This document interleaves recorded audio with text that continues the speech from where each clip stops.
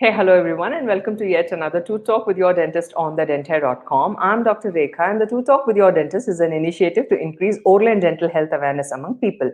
Visit our website www.thedentaire.com to get more information about your oral and dental health. Subscribe to our YouTube channel, and you can follow us on Facebook, Twitter, Instagram, Telegram, and on LinkedIn.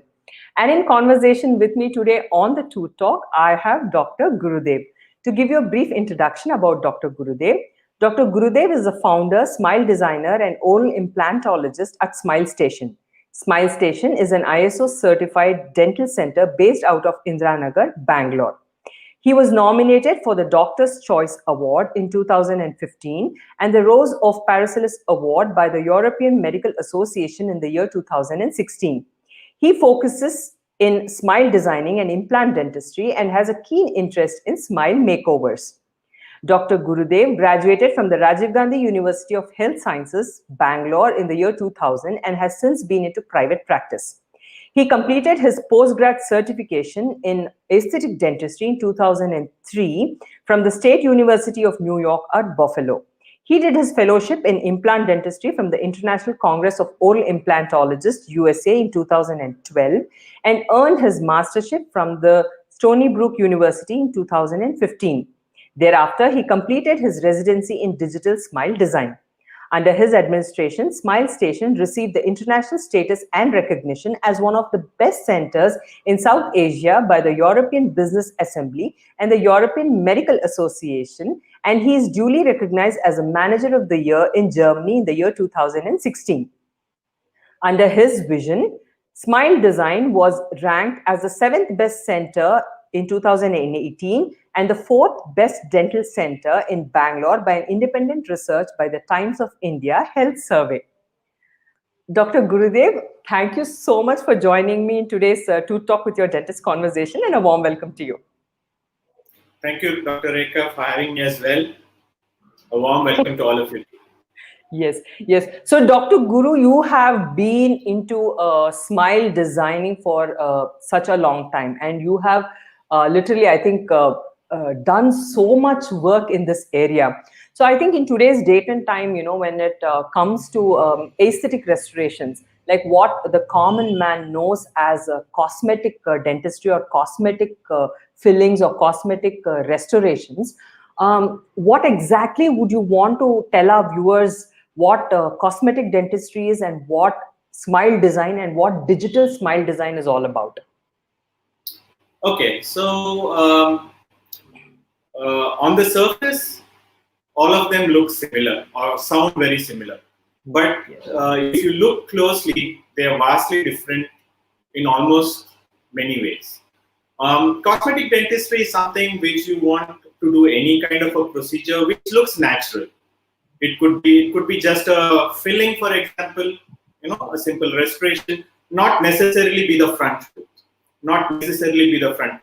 Even if it's a back tooth, if you want to make it look as natural as possible, that's what we mean by cosmetic dentistry. Gone are the days when somebody wanted a golden tooth or some like a bling kind of a thing.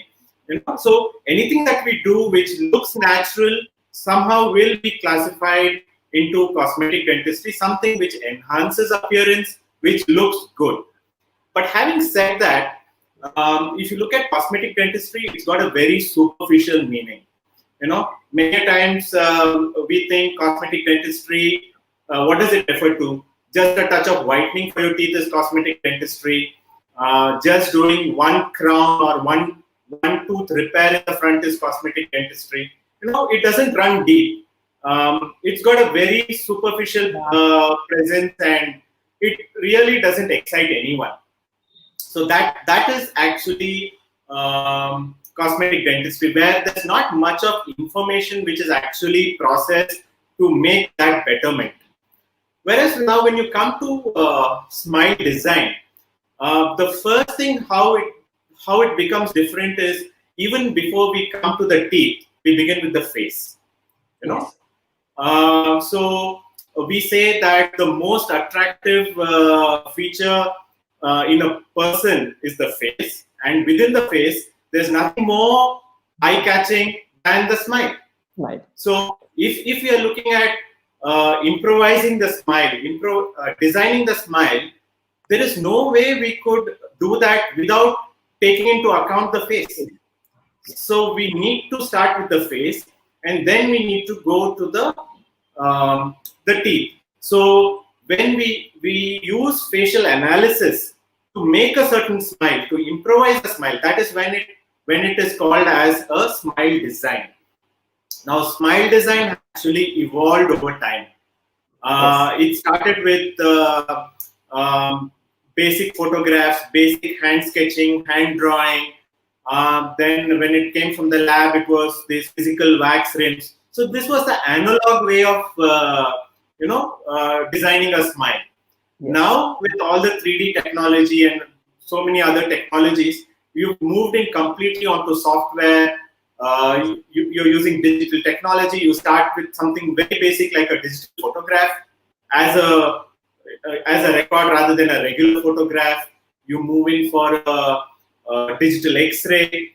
There is so much of digital tools and strategies which come into the picture. So today, not many of us are actually doing an analog way of smile design, but those who are actually doing smile design, most of them have hopped on to the digital world. Right. Yes. So as we will discuss further, I think we will also see how digital smile design runs actually pretty deep and is not just having that superficial effect of a cosmetic dentistry. Okay, so Dr. Guru, what exactly goes into doing a person's digital smile? What goes into the planning of a digital smile? Yeah, so as fancy as it sounds, it sounds very exciting for everyone when you say digital smile designing. It brings in a lot of excitement, so everyone's curious as to what exactly this is. Yes. But if you look at it very closely, you will not get a very straightforward answer. Because it's just not any software, or it's just not any procedure, or it's not just any idea. It's a mix of so many things which are there. But having said that, we can say that digital smile design is a bunch of ideas, is a bunch of strategies and workflows which help in designing a smile better. It has two major tools. One is technology, the use of technology, and the other way is the use of communication. So we use technology and communication, point number one, to improve facial analysis and the smile design. That's point number one. Point number two would be to improve diagnosis and treatment planning using technology and communication. Yes. Number three would be using technology and communication. You would change the way you present your treatment plan to the patients, to the clients, the way we present it to them. And then we have the fourth pillar, which is using technology and communication. We improve the way we perform dentistry, the way we work, And having said all that, having done 1, 2, 3, and 4, is also how we use technology and communication to promote the services so that people are aware that such a thing exists and they could benefit from it. So yes. So if I have to summarize it, it's a mix of strategies and workflows using two main tools. One would be technology, the other would be communication, to improve design, to improve plan, to improve presentation, to improve performance, and lastly, how to promote. Yes. Yes. So basically, this would help patients get a fair idea about what the end product would be, so they can actually see, visualize, and understand if the dentist is going to work on them and this is what he's planning. So what it would look towards the end is something that patients will know beforehand, and then they know, okay, this is what I can expect. This is what the outcome is. So Dr. Dr. Gurudev, who do you think would be an ideal candidate? Means who would require a smile designing program?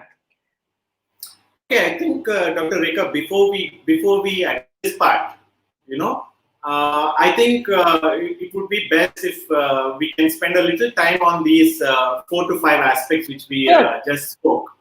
Great, great. Because that in fact would answer many of the questions to follow. So when we say analyze the face, the first step in the whole process is going to be facial analysis, and then do the smile design. So we all know that nobody's face is very symmetric. Every single person's face is slightly asymmetric, and then there is either a left side dominance or a right side dominance. We need to figure what we call as the facial flow. So we need to see if somebody's face is going to the right or somebody's going to the left. When they open and close, is it going to be symmetric movements, or is it going to have a drag to one side? Then we need to see if the eye plane is the same as your plane of the mouth or plane of your teeth. We need to see how much of teeth or gums are seen when a person fully smiles. What is the lip lift? When a person smiles, how much teeth is visible or how much gums are visible. Lip dynamics is what we call it. So these are the things which we actually need to start with to then go into the initial smile design, the first phase of the smile design. So based on all these factors, we will have to then we can use softwares, we can use apps today where we can design the frame of the smile. Now, something to begin with is we want the edges of the teeth to be parallel to the lower border of the lip. Lower border of the lip. Then we need it to be parallel to the angles of the mouth. Yes. We need the shape of the teeth to match the personality, whether it's going to be more masculine, more feminine. Then we want to make sure that our teeth are not too wide, that we have just ample amount of show.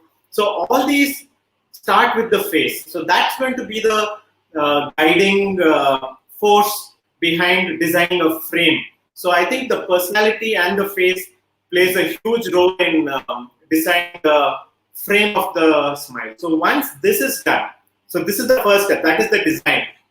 We can design with definitely some inputs, but this design, the driving force is going to be the face. Once this is done, that is when the planning actually starts. And when I say planning, it's all about teamwork. Today's modern dentistry, there is no place for a show.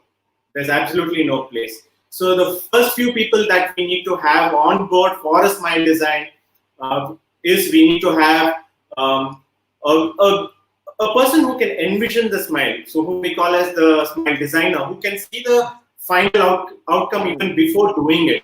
Who should have that vision. We need to have the smile designer. We need to have an orthodontist. We need to have an orthodontist on board who understands the flow. We need to have a periodontist who can come in handy at times. And then obviously we, as a minimum, we also need a good lab ceramist. Your lab technician who can work as a team. Yes. So the inputs from the design, then get shared onto this, what we call as the interdisciplinary team. Yes. And here again, communication is important. So you can use very simple tools like Dropbox, WhatsApp. You can use all these tools where you can have this constant communication between the team, case discussions. So all of these are experts. All of them have a huge knowledge. But basically, the challenge otherwise is how each one can work with each other. Yes. So putting them on the same platform, it's very interactive, and when each and every person is kind of giving you that inputs, your treatment planning becomes better. So to begin with, what I've missed out in the design, we've taken a lot of data which is 3D. Yes. We have the 3D scan of the mouth. We have now, in fact, iPhone or on the iPad, you have softwares which you can do facial scans. Yes. You can scan the face. You have 3D X-rays. So all of this 3D information then gets transferred to this designing team, this interdisciplinary team, and so much of 3D technology which is being used. It's as good as seeing a patient live. Yes.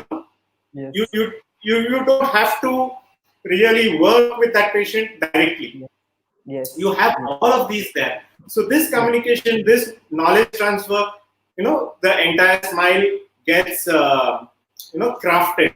And then if you're really looking at a more sophisticated approach, you have international teams sitting who are your background force. Like, for example, we all know with Invisalign, the planning team is sitting in Costa Rica. Or if you're looking at the official digital DST planning center, they're sitting in Madrid. So we can incorporate all of these onto our plan. So our plan becomes completely comprehensive. Yes. Yes. So now that our plan is made, it's that much very important also how we present it to the patient, because the client. So the best way to do it is make a 3D mock-up, install a temporary 3D mock-up in their mouth as a prototype, and just show them to themselves. Just ask them to stand in front of the mirror and see the effect, see the impact it does on them. Many times, this is the most emotional part of the journey. This is also one of the best parts of the journey, but this is the most emotional part of the journey. Yes. Gone are the days where we used to draw and show this is how it will look and all that. We have to show it right in their mouth where they can visualize. That's when the impact is there. Yes. I think that's when patients actually, that's when they actually get to see themselves with the new smile that they will probably get in a few days' time. And I think that's also what would be one of the most exciting part of the whole process. Definitely. There are times, actually, I would like to say that people have, hugged the team, cried their hearts out. It's been a while. It's been sometimes an emotional, very emotional situation. We've had to wait for some time for the emotions to settle before we move ahead. But this step is very, very important, because point number one, this is the first time actually the patient is able to see what we were talking all this time. Yes. Till then, they had to imagine a lot of things. This is the first time they're actually seeing what is possible. And also, this is the time they start valuing you. Correct. This is the time they see what all has gone in the making of this. And if this is going to be just a prototype, and then they can just imagine as to what the final outcome is. Yes. Yeah. So Dr. Gurudev, who do you think would be benefited most by a treatment like this? Yeah. So I think anyone who's looking for a smile enhancement, I would say, I'm not looking particularly like a defect, or who just wants to look better, feel better. It's about confidence. So it's not someone who I would say who has a particular dental problem. Obviously, dental problems are there. Now, if you have gaps between teeth, if you have forwardly positioned teeth, if you have malaligned teeth, these are all the indications where one could go in for a smile design. Again, smile design is a large umbrella. For example, if you're going to correct your teeth with, let's say, aligners, if you want to do Invisalign to correct your teeth, it's still smile design. If you want to restore one single tooth, let's say one tooth is broken, but if it's going to be guided, if it's going to be digitally planned, it's still going to be smile design. So smile design is not necessarily to be looked upon as one treatment. It's the way you practice dentistry. It's the way you could incorporate in every single aspect of your work. Yes. So once we have actually finished the pillar number 3, where we've actually presented and where they've actually seen, now comes how we perform. Now people have valued us, people have signed up to us, and now they are ready for it, saying, okay, now you have to deliver. Now the pressure is on us. Correct. So it was all probably very nice to have that emotional aspect previously, but now the pressure is on you, and Yes. how do you live up to Translate. the expectations? Yes. Translate it So into action. Yes. exactly. So that's purely possible because of 3D technology. If it's again not for 3D technology, it's definitely not possible. And there's definitely not a chance that you've shown something and you're going to deliver something else. It can't be similar. It can't be similar. It has to be exactly the same.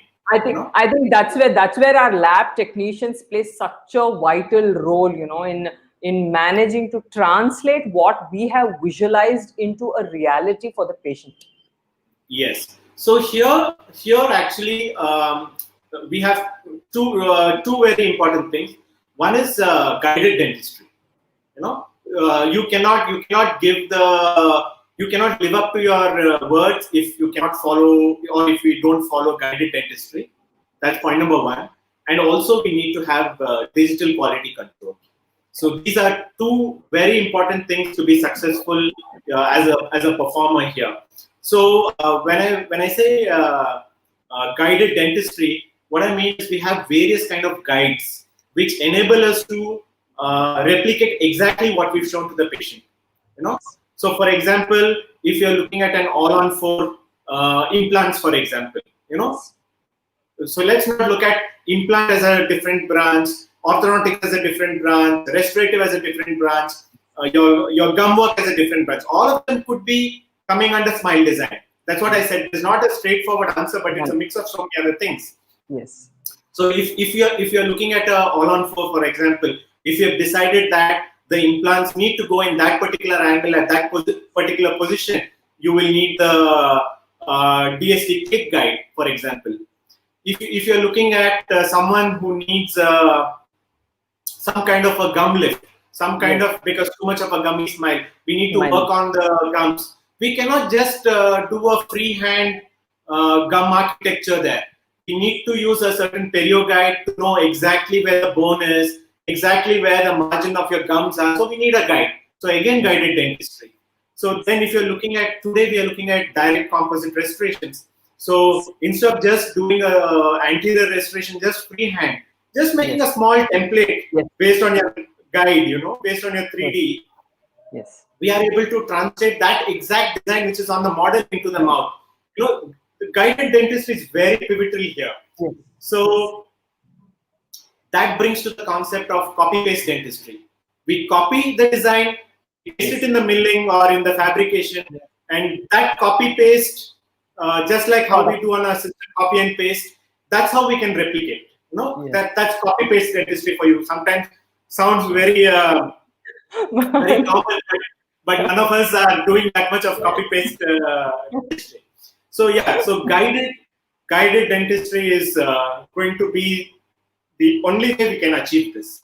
Yes. Now, having said that, once we have delivered, how do we assess? How do we know whether we've lived up to what we promised, or how does the patient know that they've received just what they were told? That's when you do a digital quality control. Once you finish all the work, again you go for a 3D scan, and then you place side by side what you promised and what you delivered, and you can see the similarities. So that's how we deliver. Yes. Yes. Yeah. So this summarizes the entire aspect. And if I have to go back to your first question, where does cosmetic dentistry stand? You will see that it's nowhere close. Yes. I think what happens, for most of our patients, there are so many terms that are I would say thrown at them, because dentistry also has evolved over a period of time, like how we discussed, and like how you said, Dr. Guru, there's so much technology involved in today's dentistry, and I think it has evolved over a period of time. And so I think there have been so many terms that have been used every now and then, and I think patients would probably get a little confused, about, okay, what is this, I had heard this was that, now what is this, it's a new term I'm hearing now. So I think of course, like you said, dentistry is still such a vast subject, and there are so many aspects involved with dentistry, and I think today's topic was such a very small part of the entire ocean. Exactly. And yeah, so I think you did share, all your knowledge that about digital smile designing, and I really hope that will be helpful for the patients. But I think probably showing them some actual pictures, or actual cases, that they can see, so that they kind of actually understand, how this entire process works, and how the makeover actually looks towards the end, isn't it? That would be, I think, very Yeah, fascinating. I think we can plan that. We can plan that also. Yes, We can plan yes, that sometime. yes. So So, I yeah, Dr. Rekha, if I'd like to add a few points here. yes, Uh, um, the way we practice dentistry today is nowhere close to what we used to practice, like even you and I, what we used to practice 4 or 5 years ago. So yeah, so when someone today, for example, comes for an implant, yes, and they've been visiting us for a while, and this happens many times in clinic. That's what I'd like to share. So they say that, doc, you mentioned that we'd like to I would have to have an implant, but I'm not done. I come now. And yes. I say, it's good for you came now than then. Because today, I'm a better performer. I can deliver better than what I would a few years back. Yes. So constantly evolving. We are getting better every single year after year. We are getting, yeah. Yes. So that's one thing. And the second point, which I'd like to actually drive home with all the slowdown, with all the COVID kind of situation, some people having doubts whether they should be doing a certain procedure now. Should they wait? Should they wait for the vaccine? And all these things. I'd like to share my personal experience. I'd like to put it on record also that when we came out of the lockdown, when we came out of the lockdown, our very first case, the first person to walk into the door after the lockdown was an Invisalign case. It didn't just happen by chance. It just didn't happen by chance, because all through the lockdown, you've been in communication with people, they should see what is the importance of a certain things. Once they see the value proposition, then COVID, economy, everything else takes a backseat. Once they feel that they are the end beneficiary of it and they see the value of it, there is no stopping for any of these things. And by the way, one does not have to actually think it's a huge expensive affair to have a digital smile done. You could have it in the simplest of simple ways done. A simple composite restoration, digitally planned, and then muted, and then confirmed. It can't be expensive. Yes, that's true. Definitely. I think that's one thing I think our patients would wonder, like, okay, you're talking so much, would that also cost as much, kind of a thing? Not really. That's exactly what I said. No, not really. And I mean, some of the technology that we use, we don't even have to spend for it. Like you need just a smartphone to click digital images. You need probably an iPad to do a face scan. 3D X-rays are cheap. Softwares to plan your case. It can be as simple as a Dropbox, as a WhatsApp. You don't have to spend in any of these. Even digital planning doesn't take too much of thing. So the most expensive part would be is what material you decide to get it done. Now, for example, we can plan a very beautiful smile of the entire smile of one single tooth. The cost Yes. only differs in what we finalize. Like, would you want Yes. it in a certain ceramic? Would you want Yes. to have it in a composite, whether it's lab Yes. composite or a chair side composite? Yes. That's all up to us. So I think Dr. Guru, if we probably keep talking, I think there's so much more to talk, but I think we really have running a little short of time, I guess. So I was just wondering, probably if we can carry on this conversation with another talk, where we probably discuss some more aspects, and probably like how you said also, when you show patients, the actual cases that happens, and what exactly, like you said, the material that was used. So even though in terms of even cost, how it varies, and where actually even Exactly. dentists end up spending money that they charge to their patients. So I think it makes a lot of sense even to patients to understand where we are coming from. Exactly. Exactly. Isn't it? Exactly. Yeah. So thank you so much for joining me today in today's conversation, and making our patients understand some little thing, that we learn, and try to incorporate it into our practices, and help our patients give a better smile and a better oral health. Exactly. Exactly. Exactly. So, Doc, the pleasure has been totally mine to be part of this ongoing program of yours. I'd like to thank the audience for their patience as well. I'd like to wish the very best and a happy new year for all of you. Sure. Sure. Thank you, Dr. Guru. Thank you so much. Thank you. So, viewers, that was Dr. Gurudev, who did tell us and share his knowledge and information about digital smile designing and cosmetic dentistry. I hope that talk was helpful. If you have any doubts or queries, please don't hesitate to write to us, and we will get back to you on that. So, until next time that I come back with another expert who will talk and share their information and knowledge about your oral and dental health, keep smiling.